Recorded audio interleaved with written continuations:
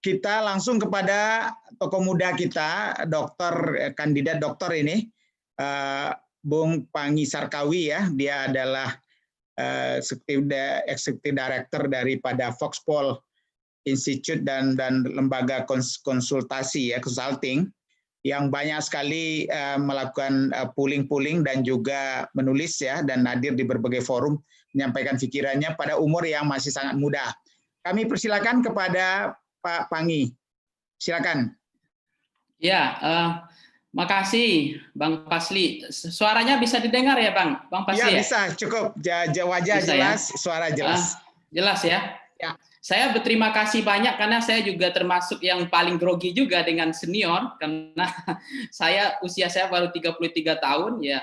Sekarang mudah-mudahan sekarang S1 saya dulu Universitas Andalas Ilmu Politik, S2 Universitas Indonesia Ilmu Politik, S3 di Ilmu Politik juga di UNER. Jadi mudah-mudahan dalam waktu dekat bisa cepat selesai. Yang saya hormati banyak tokoh senior di sini. Terima kasih juga ada Burma Ilyas, kemudian ada Bang Pasli Jalal yang sudah mengundang juga, kemudian Prof. Dr. Emil Salim, kemudian Pak Fahmi Idris, Bang Riza Ramli, Bang Dipo, ada Pak Osman, banyak sekali, Bang Felizon, Bu Emma, ada dari Prof. Dr. Firdaus Abdullah, kemudian ini tokoh-tokoh semua yang namanya sudah tidak asing, Bu Fahira, kemudian Pak Maskur, dan lain sebagainya. Jadi terima kasih banyak. Saya sebetulnya kalau tampil di media nggak terlalu grogi, agak lebih berani gitu. Tapi karena berhadapan dengan sesepuh senior dan mereka sudah pernah merasakan rezim, tidak hanya rezim Pak Jokowi, tapi dari rezimnya pendiri negara ini, dari Pak Soekarno sampai sekarang dia merasakan cita rasa bagaimana pemerintahan itu berjalan. Pada kali ini mungkin saya ingin menyampaikan terkait dengan apa yang diminta politisi Minang dulu, sekarang, dan masa yang akan datang. Karena memang pernah saya baca tentang Rosihan Anwar, itu kan adalah seorang wartawan senior juga. Dia kerap menyebut bahwa founding father kita sebagai seorang yang gilo-gilo baso. Jadi dia nyentrik, itu bahasa Jawanya. Jadi berdasarkan pengamatannya dia mengatakan selama bergaul dengan tokoh-tokoh tersebut, mulai dari sejak zaman pergerakan sampai zaman kemerdekaan, jadi kalau di Inok-Inok diperhatikan menurut beliau, itu dari pendekatan itu memang benar adanya. Kalau kita lihat dari pendekatan, hampir keseluruhan para pendiri bangsa berasal dari ranah Minang. Nah, meskipun memiliki eksentrik, misalnya Pak Tan Malaka yang berkelana memutari bumi hampir tiga kali putaran bumi katanya di usia muda, berkelana demi kemerdekaan, hampir lupa menikah dan tidak menikah. Kemudian Hatta yang selalu nyentrik, yang tak mau terlambat barang semenit pun, itu prinsip Hatta. Kemudian Muhammad Yamin seolah ahli mitos, asik mendalami budaya-budaya kuno. Belum Buya Hamka yang keranjingan menulis hingga melahirkan puluhan buku, tafsir, filsafat, sejarah, dan cerita-cerita fiksi yang sampai sekarang saya sendiri membuat cerita fiksi, novel-novel, itu pun belum bisa menandingi dengan kecanggihan teknologi hari ini. Kita tidak bisa menandingi bagaimana cerita fiksi novel yang beliau buat. Gitu. Satu lagi tokoh Minang yang eksentrik adalah Haji Agus Salim, dijuluki setidaknya orang tua besar ya, the Grand Old Man itu. 7 karakter yang beliau punya, saya pernah baca itu, ulama rasional yang panutannya para santri, kemudian pemimpin yang mau hidup miskin, akhir hidupnya kan dia memang banyak ngontrak, jalan pindah-pindah tempat dan ngontrak, dan politisi yang miskin, mendidik anak tanpa sekolah, dia senang dengan informal, humoris dan intelektual, kemudian katanya menguasai banyak bahasa asing yang dibilang tadi ada 9 atau 10 bahasa, sehingga sering mewakili Indonesia untuk delegasi-delegasi di PBB dan di beberapa acara kenegaraan karena bahasa yang dikuasai. Kemudian pendebat yang kritis, termasuk terakhir adalah 7 adalah guru yang tidak menggurui. Kalau saya lihat ada yang menarik dari karakternya Agus Salim itu, yang saya ingin coba bagaimana politisi yang ketika diserang pribadinya, ketika dia dihajar, dibunuh karakternya, dia tidak menyerang balik, tapi dia agak lebih piawai memainkan sindiran-sindiran yang berbalik gitu. Jadi ketika orang mau menyerang dia, tetapi dia nggak dendam, dia senang sekali, tapi dia lihai memainkan bandul untuk menyerang balik, tapi dengan sindiran juga. mungkin humor politik itu penting, dan politisi Minang dari dulu itu sudah punya modal, yaitu humor dalam berpolitik gitu. Jadi tidak terlalu apa yang dibilang hari ini yang terjadi, misalnya Bang Pak Nizon sama Bang Fahri Hamzah diberikan penghargaan, itu juga bagian dari mungkin humor politik, ketika lawan tidak sepenuhnya lawan dalam negara, lawan politik itu juga bisa dihargai dalam acara kenegaraan dalam konteks lain.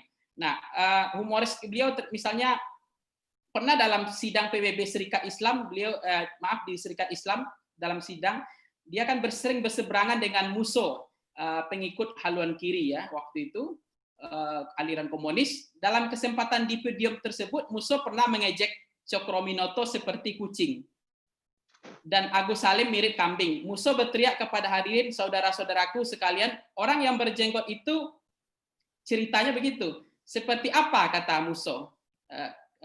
Kemudian orang berjenggot itu seperti apa? Kambing, jawab hadirin. Lalu orang yang berkumis itu seperti apa? Kucing, menurut hadirin. Begitu giliran Salim berpidato, dia tidak marah, dia tidak mau kalah. Dia bilang, saudara-saudara sekalian, pertanyaan yang tadi belum lengkap. Beliau mengatakan orang yang tak berkumis itu dan tak berjenggot itu siapa? Salim menjawab sendiri, anjing. jadi memang beliau tidak sangat baper, jadi memang sangat kuat dalam dialektika berpikir tesis, antitesis, sintesis. Ini cerita-cerita masa lalu politisi Minang kita yang humor tapi bisa menyerang balik dengan cara. Jadi modal politisi Minang itu kan dari dulu orang ceritakan suko mota, maka kada itu kalau lah baca detiknya lah jadi pengamat lo kan kira-kira gitu. Hebat lo pada pengamat. Ini hebatnya politisi Minang, suko mota, pandai mota, lama mota. Ini adalah basilek lidah atau mota di lapau itu memang sudah tradisi habitus dialektika, tradisi tesis, antitesis, sintesis orang Minang. Jadi kemudian ada juga yang mengatakan bahwa orang Minang, orang di luar Jawa tidak bisa jadi presiden. Itu juga terpatahkan sebetulnya. Karena ada orang di luar Jawa tidak pernah menjadi presiden. Minangkabau itu pernah jadi presiden.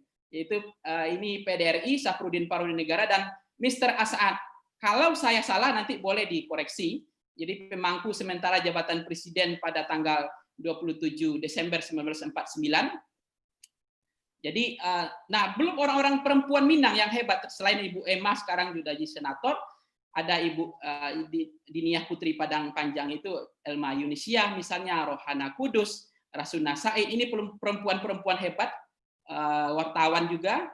Nah, ini juga tidak kalah hebatnya, artinya kita punya modal yang luar biasa. Ada bahasa sederhana saya ingin tertarik begini, banyak orang Minang mengatakan Anda jangan bangga dengan romantisme masa lalu. Seringkali saya agak tersinggung dan agak merasa kurang nyaman. Kalau dikatakan kita tidak bangga dengan romantisme masa lalu, ya untuk apa ada sejarah? Jadi kalau misalnya Erdogan, kenapa hari ini dia ingin menaklukkan yang namanya Timur Tengah, dia mau buat pangkalan, buat pesawat, dia buat bendara terbesar. Saya pernah berjalan, itu 1 hari nggak selesai, saya bisa mengelilingi bendara terbesar di Turki itu. Karena dia punya masa lalu bahwa dia adalah penakluk di bawah Mehmet II Al-Fatih, menaklukkan kota Konstantinopel, yaitu waktu itu kekuatan yang tidak bisa ditaklukkan, benteng terkuat, dan mereka punya sejarah menaklukkan. Sehingga ketika Turki hari ini bergerak terus ekspansi dan melakukan penetrasi terhadap serangan-serangan dari luar, dia juga ingin ambil bagian terhadap Rusia melawan Amerika, itu ada harmoni atau ada romantisme masa lalu. Tidak mungkin Erdogan tidak seberani itu kalau dia tidak punya sejarah masa lalu. Nah, dan Minangkabau itu punya romantisme masa lalu menurut saya tidak main-main gitu. Jadi orang-orang pandai dari Minangkabau, misalnya begini, boleh dikoreksi Bang Pasli, misalnya Kotonan Gadang, itu banyak sekali orang-orang pintar, orang hebat. Boleh saya dikoreksi kalau nggak salah. Ya tadi seperti Haji Agus Salim ya. Walaupun Haji Agus Salim pernah dituduh, ya tadi itu mata-mata, beliau kan penerjemah karena hebat dalam menguasai bahasa, dituduh mata-mata Belanda dan seterusnya. Bahkan dia juga, Sultan Syahrir juga akhirnya meninggal di Swiss ya. Itu tahanan politik di Orde Lama 1966, tapi tidak ada mereka yang pendendam gitu. Jadi biasa saja. Ya, di bidang politik pasti kita tahu, kita nggak bisa lupakan Hatta, tokoh pelajar yang di masa mudanya di Belanda dia sudah pemimpin. Nah, belum penyair-penyair kita ya, Sultan Takdir Ali Sabana, Dalam Abdullah dan seterusnya. Jadi jasa orang Minang terhadap kemerdekaan itu fenomena orang dulu punya banyak peran besar Indonesia, itu memang fenomena tidak bisa dibantah. Fenomena orang Minang pernah memimpin Indonesia, punya peran besar untuk memimpin Indonesia. Setiap daerah, saya boleh dikoreksi juga, setiap daerah sekarang itu misalnya, coba tunjukkan sama saya yang tidak ada anggota DPRD di asal Minang. Mungkin caleg-caleg yang terpilih di luar Sumatera Barat itu juga banyak dari Minang gitu. Misalnya Bang Pak Lizon aja itu terpilih di Bogor misalnya. Itu banyak lagi di daerah-daerah lain. Saya pergi kemarin terakhir ke Bau-Bau. Itu aja juga orang Minang. Padahal bukan dapilnya Minang, kalau dapil Sumatera Barat, tapi menarik. Mereka itu bisa terpilih bahkan di luar Minang. Kalau di Minang dia justru nggak terpilih. Nah ini hebatnya orang Minang, politisi Minang saya lihat. Jadi kalau kita katakan orang Minang hari ini tidak mampu bersaing, saya pikir agak keliru juga. Buktinya anggota DPR menjadi anggota DPR itu kan juga modal yang dibilang oleh Bang dibilang oleh Bang Riza Ramli adalah kapitalis demokrasi, bahwa kalau nggak punya isi tas sekarang kan yang penting elektabilitas, isi tas dan popularitas. Tetapi yang minimal mereka dengan sistem begini pun mereka bisa bersaing gitu. Tetapi untuk mungkin jabatan presiden, menteri, atau jabatan lain, saya pikir juga punya kemampuan untuk itu. Jadi vote buying misalnya dalam demokrasi kita, bagaimana kekuatan pemilik cukong, pemilik modal yang dibilang oleh Bang Riza Ramli tadi, bagaimana kekuatan mereka dalam pendekatan perspektif ekonomi politik, persekongkolan jahat antara penguasa dengan pengusaha, yang mana penguasa butuh modal untuk berpolitik karena high cost dalam politik, sementara pengusaha butuh izin, sehingga terjadilah persekongkolan jahat, kawin silang antara penguasa dengan pengusaha dalam perspektif ekonomi. Tetapi politisi Minang masih bisa berkompetisi di situ. Jadi saya kira itu aja dulu, Bang Fasli Jalal, terlalu panjang. Terima kasih banyak. Ini masih grogi. Terima kasih banyak Dinda Fangi Sarkawi, luar biasa ini rising star kita.